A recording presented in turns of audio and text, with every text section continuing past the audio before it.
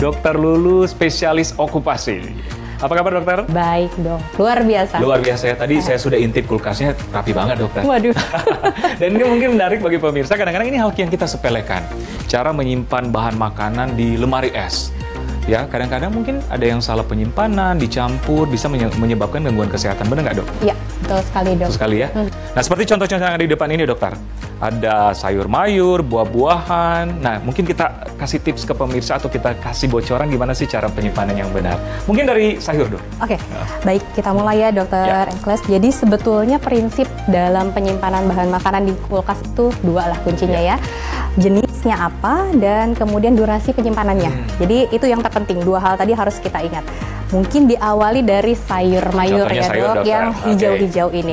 Oke, setelah pemirsa membeli sayur-sayuran ini, mungkin saya ambil boxnya. Oke. Agar pasti dipastikan ini sudah dicuci dengan bersih di bawah air yang mengalir. Tujuannya apa? Pasti membersihkan kotoran-kotoran yang tersisa dok. Sisa-sisa tanah, juga pestisida yang ada ya dimungkinkan masih melekat di sayuran hijau ini. Oke, setelah kita cuci, kemudian pastikan sayuran ini kita tiriskan.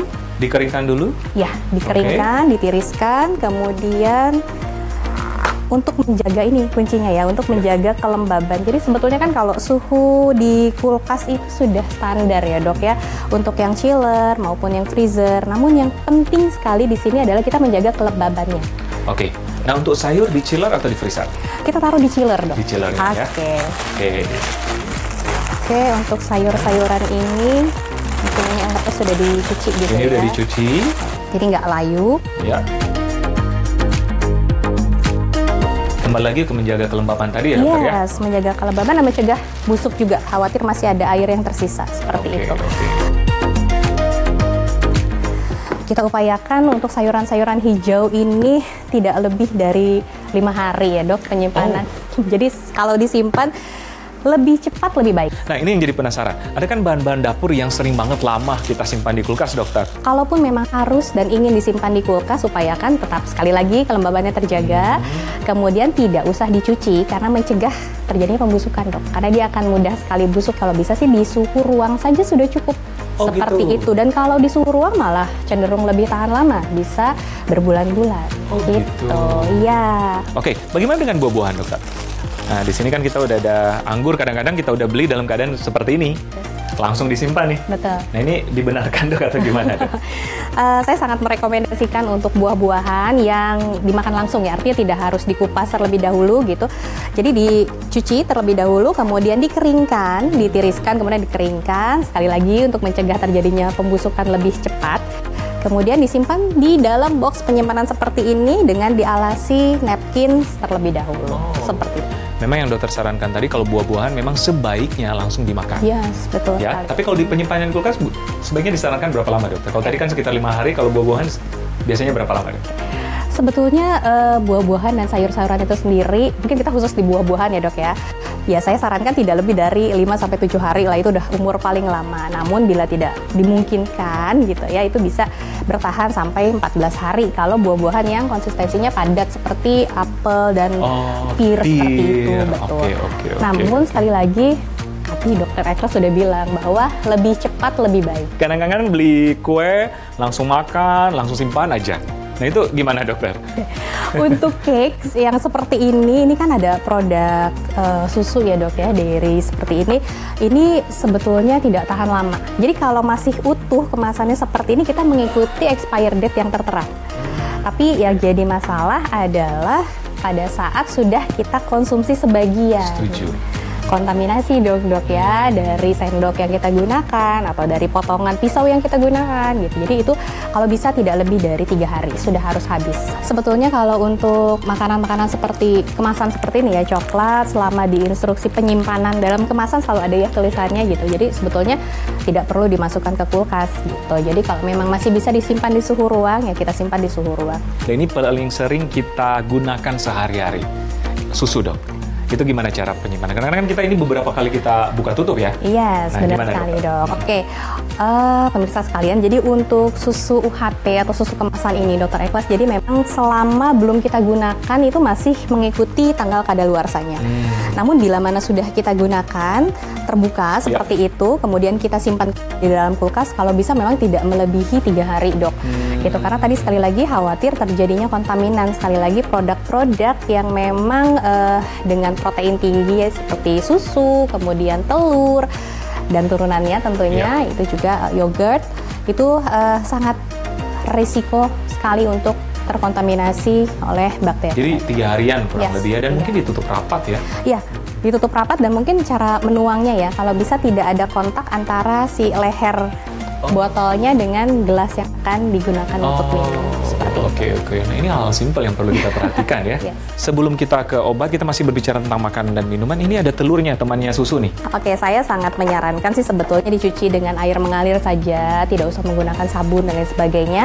Untuk apa ya? Untuk membersihkan lah ya gitu. Setelah itu kita keringkan si telur ini dengan menggunakan lap yang halus. Kenapa halus? Supaya tidak menggores lapisan terluar dari si kulit telurnya ini dok. Karena nanti khawatirnya malah pori-porinya terbuka, cepat pecah, kontaminasi bakteri. Lagi. Yes, seperti itu. Saya sangat merekomendasikan telur yang sudah kita cuci tadi, Dr. Ikhlas, kita simpan di dalam kotak penyimpanan yang tertutup seperti ini. Kenapa harus tertutup? Sekali lagi untuk mencegah cross contamination dengan bahan makanan yang lain. Karena akan kita simpan di chiller. Di chiller biasanya kan tadi Dr. Ikhlas udah berbagai macam. Betul sekali, ada snack yang tidak habis, seperti itu ada juga sayur, ada buah, sehingga tidak diharapkan tidak terjadi cross contamination. Oke, selain makanan kan yang sering sekali kita simpan di lemari es adalah obat-obatan. Ini adalah contohnya dok, obat sirup, obat kapsul. Ini gimana dok penyimpanannya? Oke. Nah, untuk obat-obatan sendiri sebetulnya tujuan penyimpanan di kulkas justru tadi ya dok ya, mencegah bakteri tumbuh pasca digunakan. Karena kalau belum digunakan sebaiknya disimpan di suhu ruang gitu ya. Dan untuk penyimpanannya di mana? Ini bisa disimpan justru di pintu kulkas tadi dok gitu. Untuk pertama apa? Memudahkan pengambilannya. Yang keduanya juga karena memang dia tidak terpengaruh oleh tadi suhu yang tidak stabil gitu. Jadi tidak masalah sebetulnya disimpan di pintu kulkas saja. Nah, yang terakhir nih daging nih dok. Ya, ini kan kadang-kadang kita beli banyak daging nih untuk stokan 2 bulan nih untuk di rumah. Oke, ini penyimpanannya harus gimana sebaiknya dokter? Jadi dok, sebetulnya daging itu memang aman kita simpan di freezer karena bisa bertahan sampai 3-5 bulan. Wow, lama ya? Iya, tapi mungkin yang menjadi catatan adalah pada saat kita sudah mengeluarkan atau mencairkan daging-dagingan tersebut dari freezer, itu hanya boleh 1 kali saja proses pencairan. Jadi kalau sudah dicairkan 1 kali tidak boleh masuk kembali ke freezer. Jadi unsur-unsur protein, kemudian nutrisi yang terkandung di dalam daging tersebut sudah rusak gitu. Jadi sebetulnya aman dikonsumsi, tapi sayang sekali ya.